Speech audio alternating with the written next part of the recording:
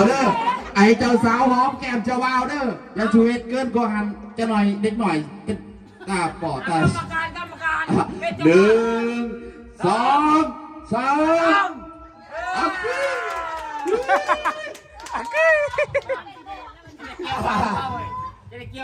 อะไรจะว่ามันที่ได้เป็นสักขีพยานว่าที่ได้หักมันหักยืนเอาไหนโอ้ยจะได้ก็โตนี่เอาจับมันต้องให้สู้เลยคนนี้เลยสู้จับเลยว่าจะได้พูดอ่ะช่วงเราแห้ง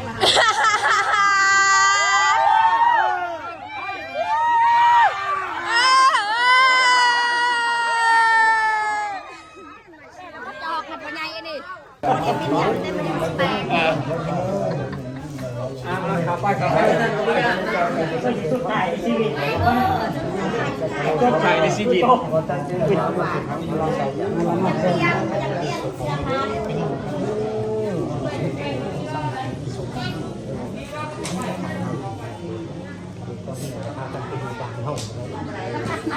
เป็นเพื่อน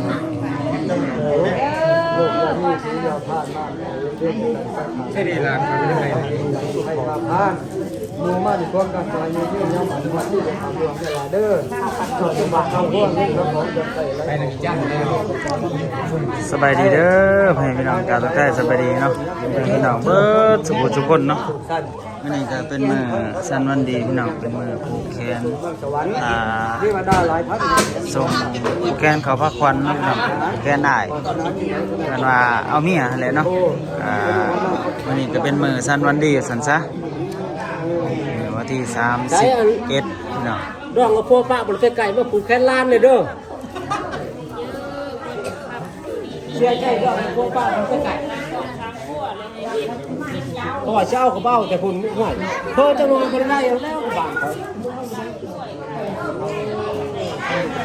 นี่ก็คืออ้ายคำแสงพี่น้องผู้ที่2อ้ายผู้ที่2เพิ่นก็อายุ30ป้ายเกือบ40แล้วเนาะก็เอาเมียเป็นคนแรกเนาะเพราะว่าเพิ่นก็บ่ค่อยสมบูรณ์ปานใดก็กำลังมาเป็นคนพิการพี่น้องนี่ก็ผูกแขนนะพี่น้องญาติพี่น้องป้าลุงมาหลายก็บ่ได้เฮ็ดหยังหลายพี่น้องมีแต่ว่าซื้อซีนหมูแล้วก็ซื้อซีนงัวเนาะพี่น้องเนาะมาเฮ็ดสู่ป้าลุงกินบ่ได้เอาหยังบ่ได้เฮ็ดหยังเนาะพี่น้องเนาะเอาแต่ป้าแต่ลุงมานี่แหละคือเห็นนี่แหละเนาะคนตามดูตามมีนี่แหละพี่น้องเฮ็ดเอาพอแล้วดินแล้วคล้องพี่น้องเนาะต้องตามประเพณีนี่ก็ร้านเป็นเป็นเคยป้อม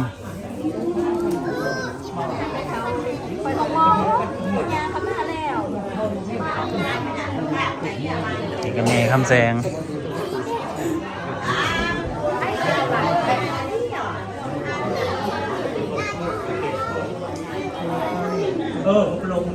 เดี๋ยวสิพาพี่น้องไปส่งเคยเนาะอ้ายไปเพื่อนเจ้าสาวเนาะเจ้าบ่าวเพื่อนเจ้าสาวเดี๋ยวสิพาพี่น้องไปว่าเป็นยังไงพี่น้องเนาะถ่ายอยากถ่ายให้เบิ่งเนาะครับป่าหรือว่าพี่นางเนาะพี่น้องเนาะคำแสงเดี๋ยวสิพาให้ไปพี่น้องว่าเป็นยังไงเนาะทั้งบ้านเมืองคำแสงกับทั้งปุ่นเนาะแต่ละท้องถิ่นคือกันบ่ประเพณีบ้านเมืองนะพี่น้องแบบใดนะพี่น้องเนาะโอ้ได้เงินซื้อขนมแต่เด้ไปโรงเรียนนี่เจ้าบ่าวป้อมเคยป้อมฮะ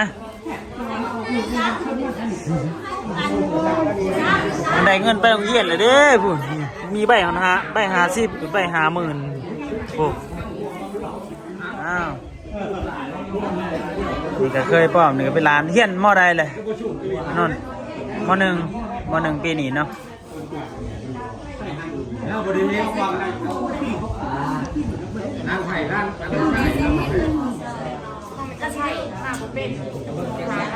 ทาไปไม่ตามัน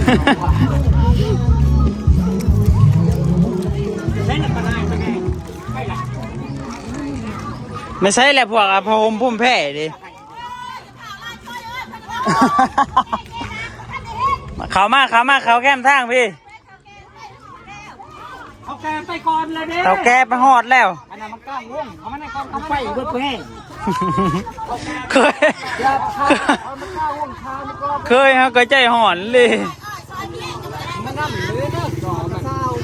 ในใช้อันกกเผากกกล้วยกกเผากกต้านกกอันอาหารอยู่ใส่มึงอย่าไปเอาเนาะ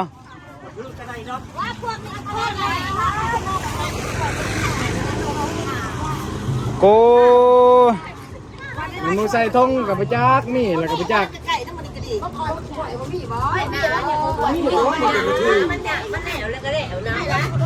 ไปนะเฮ้ยยังไม่ได้ใส่ทงเลยอ่ะเอาเบิ้งพูดเป็นผิด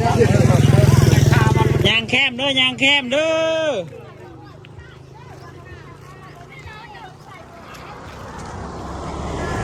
พี่น้องมื้อนี้ก็เป็นมื้อวันที่30นะพี่น้องเนาะ31พี่น้องมื้อนี้เป็นมื้อ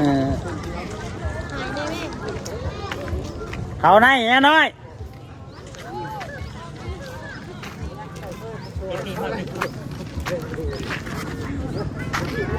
แห่ไปชมเคยพี่น้องเด้อเท่าแก่กระบุกโอ้ยังจุ่มกันอยู่พุ่นอยู่ เมื่อเปลี่ยนได้เงินไปหน่อย บุ้มี่ เปลี่ยนไผ่มาเปลี่ยนแล้วอ่ะบุ้ไม่ได้มาเปลี่ยนไผ่ฮะบุ้ไม่ได้ได้นี่นะใช้ไปนะเชิญเฮ้ยมันก็ตอนนี้มาหอดเพื่อนเจ้าบ่าวเลยพี่น้องเพื่อนเจ้าสาวเลยพี่น้องเนาะกะที่ว่าบ่ไก่เนาะพี่น้องยานแต่ไม่ได้ไปได้เลย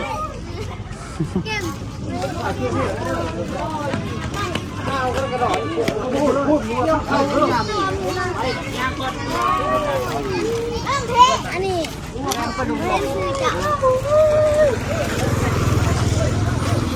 สบายดีพี่น้องมาดูผู้ใดมาดูผู้ใดมูตันประตูเว้ยไปพังประตูด่วนมูตันประตูแล้วสบายดีพี่น้องจะใช่เลยเช็คให้เงินมากเอาให้เล่นจังบอกเงินคำไปแลกเงินแลนไปแลกเงินไว้ไปมีอาม่าก่อนเงินไปหน่อยฮันแลกเอาให้30แล้วก็แล้วไปหมดหมู่ค่า50,000แล้วก็แล้วไปเลย มีแต่ใบพัน ใบพันก็เอามาให้ตายเอ้ยเอามาแลกก็ได้นี่ นี่มืดละดิ ไปมีใบ10ใบมีนะฮะ ทำกับพ่อจ้ามาถูกจะไม่ชิเล่นอยู่นี่ เด้อเป๋เด้อเนี่ยเขาละยับเขานะเขาดู และทาจะพูดใหญ่ไปเลยมีไปทาก่อนแป๊บนึงเด้อ จะเปิดได้บ่เว้ย ทะลุเขาเลยเขาทั้งนี้นะเขาเขาละ30ก็คืออยู่หรอ ไปแม่โอเป้ไปแม่เสือแผลถึงจะยืดใช่ไหม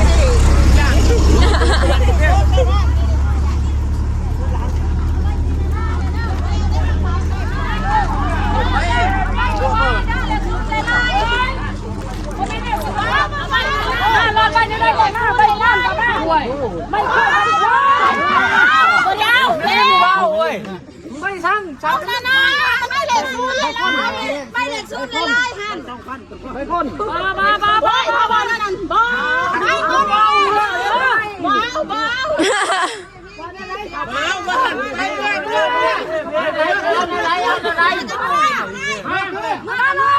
มูเบ้าใครช่างมูเบ้าเห็นไหมเอาเมียยังจะเอาเมียข้างเอาเงินจะให้เบิ่งเงินเจ้าเงินเบ้าฮะนี่เดี๋ยวเราไปนะป้าห้ามไม่เข้าเดี๋ยวอะไรมันนี่เบาวันแล้วเพื่อมาทันทีอย่างยังเล็กนู่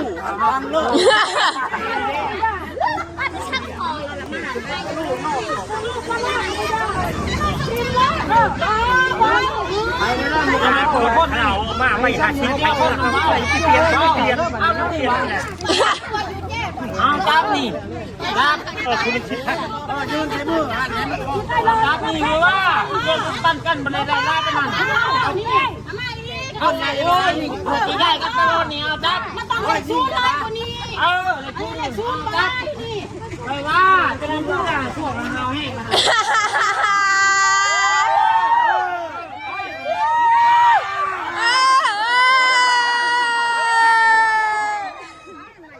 จอกมันเป็นไงนี่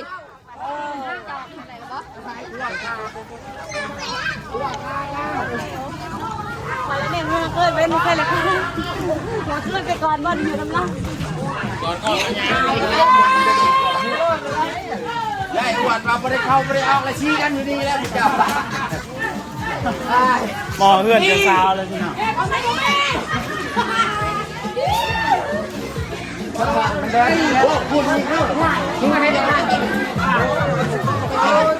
ไปทำให้ต่อมาดิไปพี่เขาประกันจะได้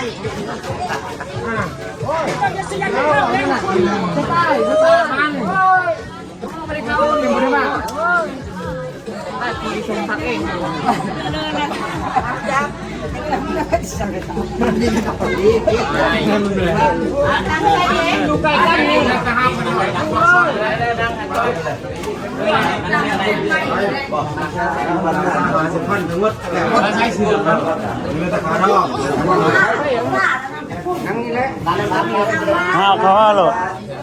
เขาแม่นต่อเสือศาสตร์เนี่ยมั้งเอาเขายัดมันเพื่อนก็มาหอดเลยคนเนา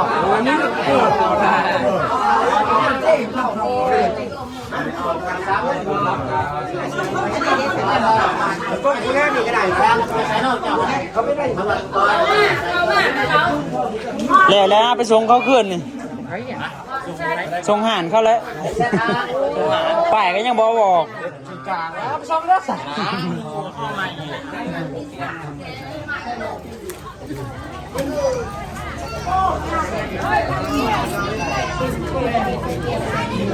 นี่อะไรพี่น้องพิธีบ้านเฮาก็จะประมาณนี้แล้วนะเคยจะให้มันถึงตามหีบของประเพณีบ่ว่าจะจัดใหญ่จัดหน่อยหรือว่าลูลาหรือว่าแบบบ้านๆตามหีบของเฮาก็บ่เป็นหยังพี่น้องบ่ผิดบ่หยังขอแต่ว่าให้ถึงตามหีบของเนาะแต่งตามหีบตามของ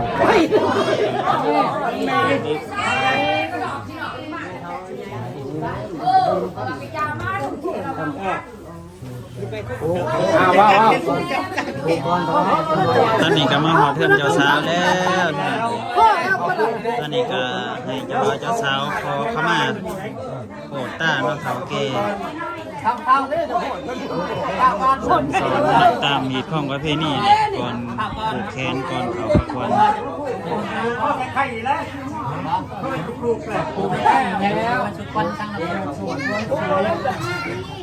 อนุญาตอ่านก่อนเนาะ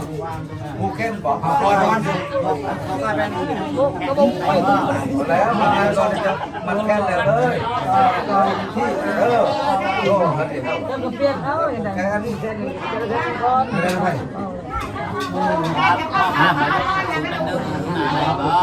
ตอนนี้เจ้าแก่กำลังสั่งสอนน้องๆเนาะขอขมาเจ้าแก่สั่งสอนเจ้าบ่าวเจ้าสาวตามหีบของประเพณีบ้านเฮาแหละ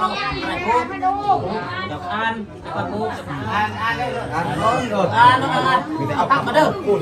ผูกแล้วจังซ้อนก็ได้เลย ขันเอาโบเจ็บตัวเอาก็ต้องหาเอาก็มีเฮ็ดเอาก็ต้องเฮ็ดขันหูจักย่านก็โอ้เฮ็ดแน่นั่นนะคิดหันย่านได้แม่ย่านนั้นอยู่ในสมองไขมันบุกให้ถือต่อปองร่องขันมาพูดว่านี่เจ้าก็เห็นว่ามันเป็นแนวนี้เนาะก็ให้เจ้าฮักแม่ไปแดงนี่เด้ชุ่มไว้ชุ่มหน่อยมา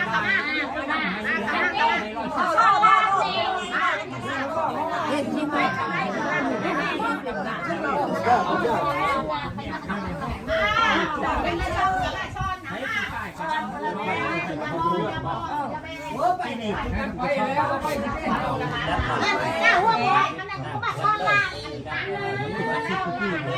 มา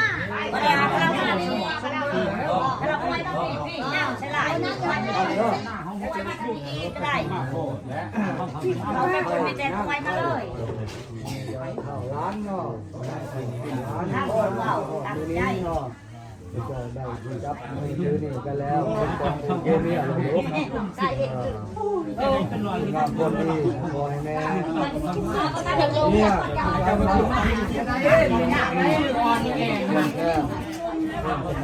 ที่ครับแค่บนแย่การเงื่อนและลุกเงื่อนการบ้านซองเข้าแล้วจบ แนวก่อนเนาะ เจ้าบ่าวเจ้าบ่าว ให้เจ้าบ่าวเนาะเพื่อพร้อมเป็นสักขีพยานเนาะทุกคนไอ้น้องไอ้นี่เบิ่งเนาะเอา1 2 3เฮ้ยผู้ประทับรับทางแล้วอย่างนี้เอาไปผู้ประทับรับครับเอาเมียงของเอาเด้อเอา1 2 3ชุบชุบชุบด้วย เอาเรื่องไหนมาดิเจ้าสาวเจ้าสาว ต่อไปเนาะเป็นเที่ยวเจ้าสาวไอ้น้องไผ่เขาเองบัดนี้อันลุงบอกนำก่อนได้เด้ออย่าชิบเอาชิบุเย็นเย็นเย็นเย็น ใจเย็นใจเย็นจะได้มื้อนี้อีกยาวนานฮอดมื้อแรกฮอดมื้ออื่นพุ่นแหละก็เป็นมืองานดองของเฮาคือเก่ามือจึงสิเป็นมือใหม่เอาจะได้มาได้1 2จุบเลยจุบ น้ำไม้น้ำไม้ สบายดื้อเด็กกระดอไปชูเอาเสียงยิ่งใหญ่ได้บาดดิเอาเด้อไอ้เจ้าสาวหอมแก้มเจ้าบ่าวเด้ออย่าชูเฮ็ดเกินกว่าหันจะหน่อยเด็กหน่อยเป็นตาปอดตากรรมการ1 2 3